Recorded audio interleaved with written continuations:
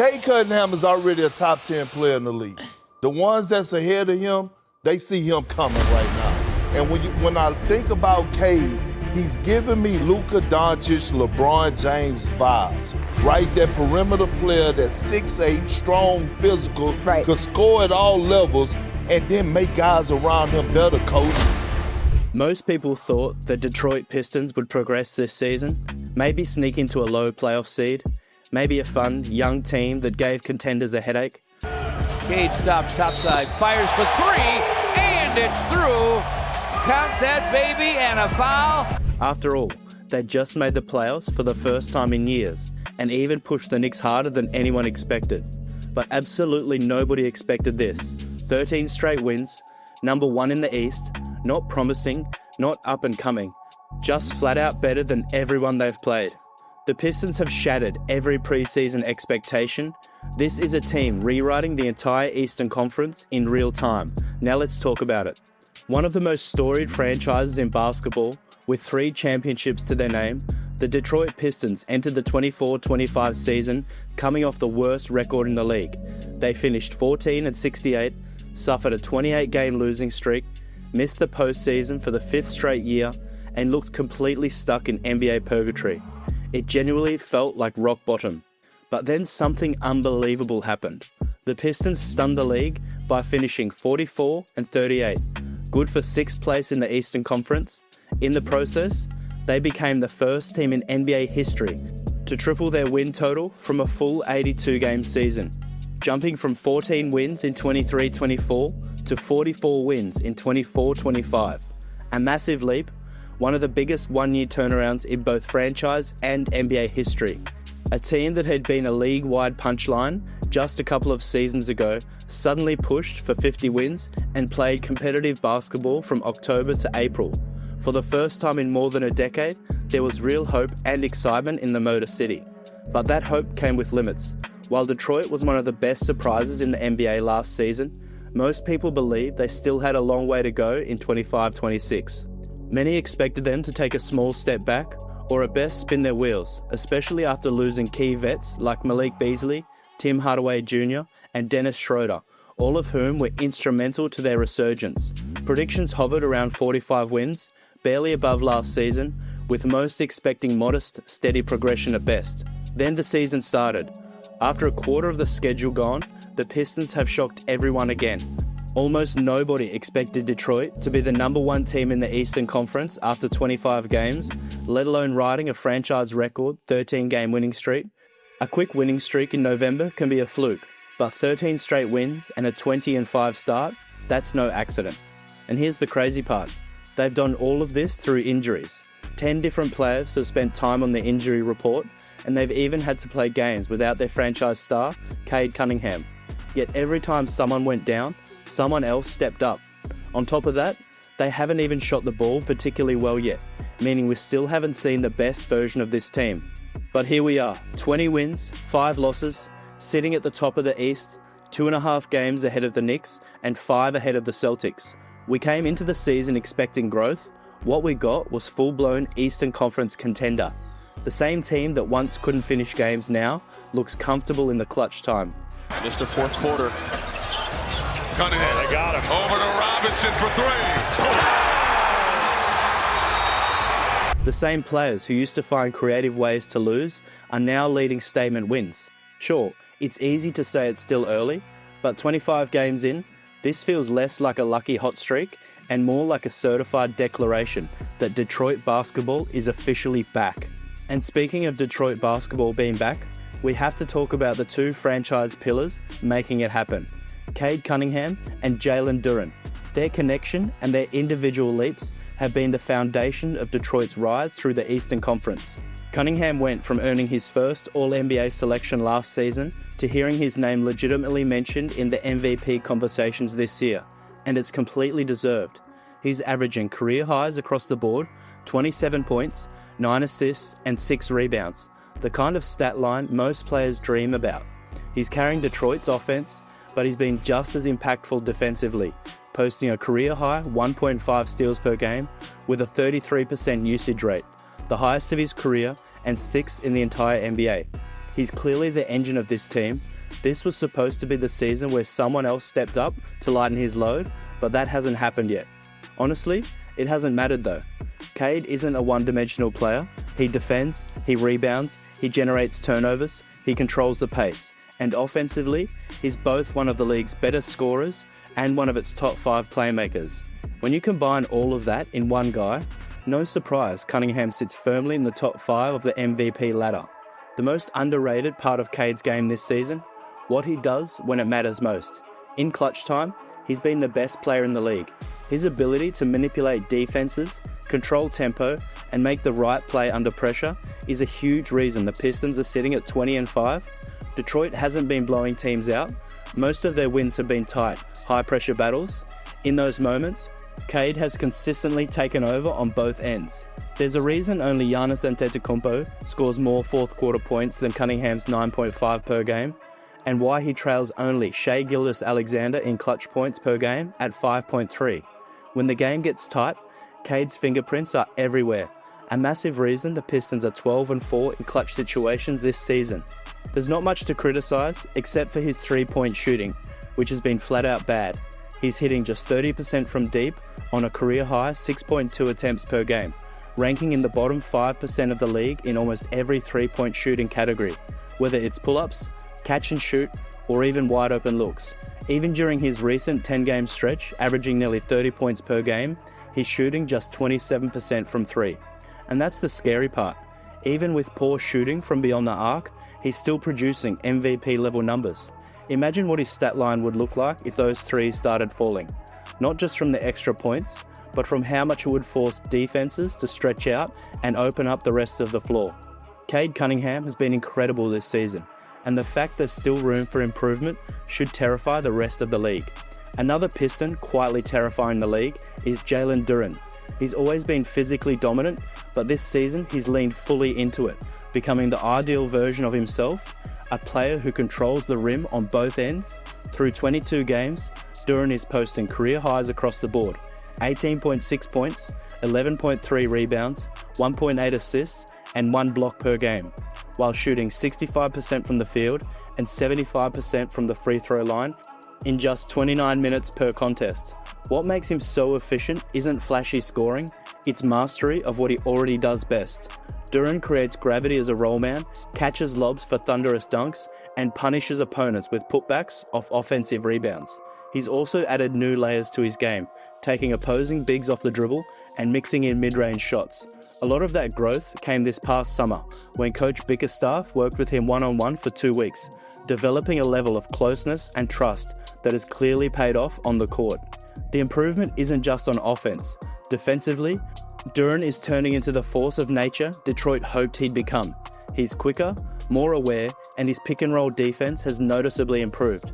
Defense was a question mark entering the season, but paired with Isaiah Stewart, he's protecting the rim and helping the Pistons rank top 5 in the NBA defensively. Duren has become a weapon in his own right. He's no longer just a lob threat or a pick-and-roll partner for Cade Cunningham. He's expanded his entire game. The crazy part, he's still only 22 years old. The best days for Jalen Duren are still ahead. But what makes this Pistons team so dangerous isn't just Cade and Duren's individual talent, it's their connection. Their synergy has been a driving force in Detroit's rise over the past 13 months, and it started off the court in ways most people wouldn't expect. Last summer, Cunningham organised an off-the-grid week in Colorado with friends, and Duren was right there. They stayed in small cabins with few modern comforts, spent days training, hiking, fishing, and challenging themselves in nature. Later, the duo headed to Rome for 2 weeks, exploring the city, immersing themselves in the culture, and working on their games together. That time away laid the foundation for their chemistry on the court. That chemistry shows up in every pick and roll. Coach JB Bickerstaff has made it a cornerstone of Detroit's offense, and the results speak for themselves. Cunningham has 183 points as the ball handler in pick and rolls, trailing only SGA and Donovan Mitchell. Duren has 68 points as the roll man, putting him in elite company alongside Nikola Vucevic, DeAndre Ayton, and tied with three-time MVP Nikola Jokic. Their connection extends to assists too. Cunningham has 41 assists to Duren, more than to any other teammate this season. Duren has 9 assists to Cunningham, more than Cunningham has received from anyone else. Their two-man net rating of 14.3 is the highest among Detroit players who shared at least 400 minutes this season. Together, they've transformed Detroit's half-court game. Both are on pace for career years, still have room to grow, and are building what could become the best big guard duo in the league. Their chemistry is a key reason the team has gone from NBA laughingstock to a top contender in the East. While Cade Cunningham and Jalen Duren have grabbed most of the headlines, the Pistons' success isn't just about the stars. Players like Isaiah Stewart and Duncan Robinson are just as crucial. In today's NBA, where defense is often treated as an afterthought, Stewart reminds us that defense still matters. He brings the versatility every modern team needs, able to protect the rim whilst also challenging shooters on the perimeter. This season, Stewart is averaging 2 blocks per game, up from 1.4 last year, tied for second in the league behind Jay Huff's 2.5. He also leads the NBA in opponents' field goal percentage at the rim, and anyone daring enough to challenge him there usually regrets it. With his timing, wingspan and strength, Stewart has become one of the league's best defenders, anchoring what's now one of the top defenses in the NBA. Offensively, Stewart is averaging 10.4 points, 6 rebounds and 2 blocks per game, while shooting 53% from the field and an improved 41% from three-point range. That expanded range makes him a bigger threat and allows him to complement Duren without diminishing the Pistons' spacing. If he stays healthy, Stewart is firmly in the Defensive Player of the Year conversations, and his impact on this team can't be overstated. While Stewart anchors the Pistons on defense, Duncan Robinson does something no one else on the roster can replicate. He spaces the floor like a one-man offense. When Detroit traded for Robinson in the offseason, critics were loud about his $17 million contract. Through 23 games, he's proving his worth, providing shooting that the Pistons simply can't get anywhere else. He's the only player opposing defenses truly respect as a shooter, and that respect opens everything else for Detroit's offense.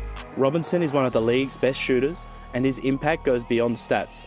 Teams aren't worried about anyone else taking shots on the Pistons because he's the only real threat from deep. He's averaging 12.5 points, 3 rebounds and 2 assists, while shooting 44% from the field and 40.5% from 3 on 7.5 attempts per game, in a career-high 31.8 minutes, starting every game. He leads the team with 3.1 made threes per game, more than Cade Cunningham, who averages 1.9 makes on 6.3 attempts at 30% from deep. Robinson's value isn't just the makes, it's the gravity. He's constantly moving off the ball, dragging defenders and creating space for Cunningham, Duren and the rest of the team. Whether in the starting lineup or filling in for absences, his off-ball impacts transforms lineups. Robinson is more important to Detroit than anyone expected, and his shooting elevates everyone around him. With all that being said, we have to talk about why this Pistons team is just different. In today's NBA, the spotlight is almost always on high-octane offense, highlight dunks, and deep threes. Defense is often an afterthought, but it's still what wins games and championships. That's exactly where Detroit has built its foundation. The Pistons rank 4th in the NBA in defensive rating and 6th in points allowed. On any given night, expect Detroit to swarm. The numbers don't lie. Coach JB Bickerstaff has wired this team to buy in mentally, but Detroit is also loaded with young, scrappy defenders who have embraced the mindset. Duren and Isaiah Stewart anchor the rim, while Cunningham, Ron Holland II, and the versatile Ausar Thompson create chaos on the perimeter. Another emerging identity is their clutch time mastery. The Pistons are 12-4 in clutch situations, holding opponents to a league-best 33.7% shooting in the final 5 minutes of tight games, or in overtime. Most young teams struggle when the game is on the line, but Detroit thrives there. They also dominate the paint and the boards, first in points in the paint, second in total rebounds, and second in offensive rebound percentage, trailing only the Rockets. This isn't finesse basketball, it's relentless basketball. And this mindset has propelled the Pistons so far and will carry them through the rest of the season. You can't talk about this Pistons team without mentioning the Bickerstaff effect. It started last season when Bickerstaff arrived in the middle of turbulence and uncertainty. His demanding, no-nonsense style stabilized the locker room and reshaped the identity of the franchise. Players respond to him and the results speak for themselves. Since taking over, the Pistons have played with a level of urgency that hadn't existed in years.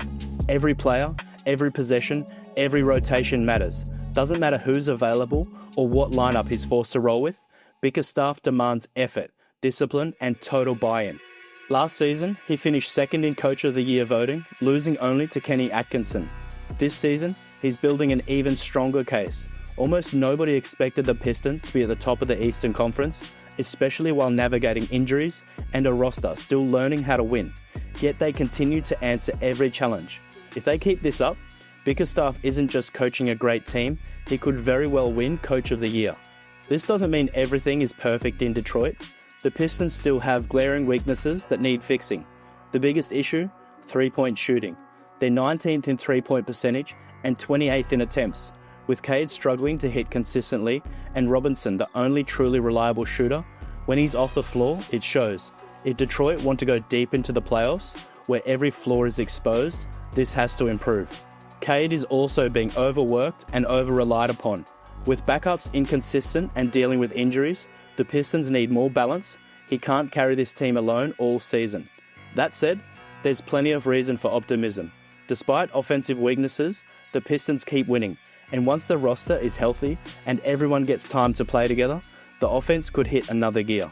There's another level waiting for this Pistons offense, players in rhythm, healthy, and in defined roles. A 50-plus win season and first-round home court advantage are all within reach. If internal options don't fully develop, Detroit has the flexibility to make moves before the trade deadline to address weaknesses. The foundation is there. They just need everything to come together. We knew the Pistons would be fun, maybe competitive, but what they've become is a certified contender. This is not the same Detroit Pistons, and if you're sleeping on them, it might already be too late. What do you think? Can this Pistons team go all the way, or is there still one move they need to make before the trade deadline? Drop your thoughts in the comments, hit like, subscribe, and turn on notifications, because we've got plenty more coming. And if you enjoyed this video, check out one of these on your screen now.